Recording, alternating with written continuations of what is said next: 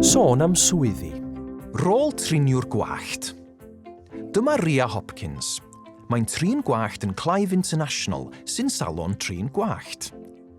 Mae Ria yn mynd i ddangos ambell beth i chi mae'n gwneud yn ystod ei diwrnod gwaith. Felly bant ar cart.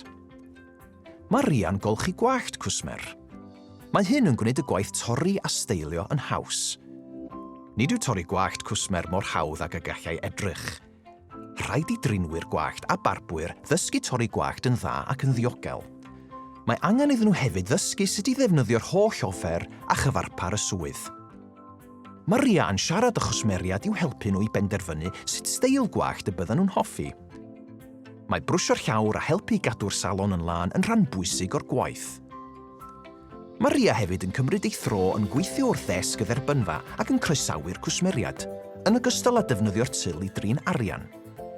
I wneud y swydd hon, rhaid i chi allu sgwrsio a gwrando ar bobl, gweithio gyda'ch dwylo ac awgrymu steiliau gwallt ar gyfer cwsmeriad.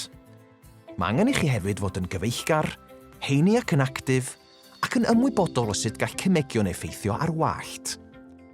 Mae Ria'n hoffi'r swydd am ei bod yn mwynhau gwneud cwsmeriad yn hapus, gweithio gyda'i dwylo a chwrdd a sgwrsio gyda phobl newydd bob dydd. Os hoffwch chi drafod eich opsiynau neu ddysgu mwy am swyddi, cysylltwch â chynghorydd gyrfa.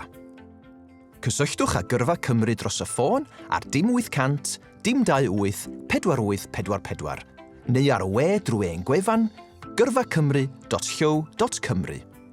E-bostiwch ni ar post@gyrfacymru.llw.cymru.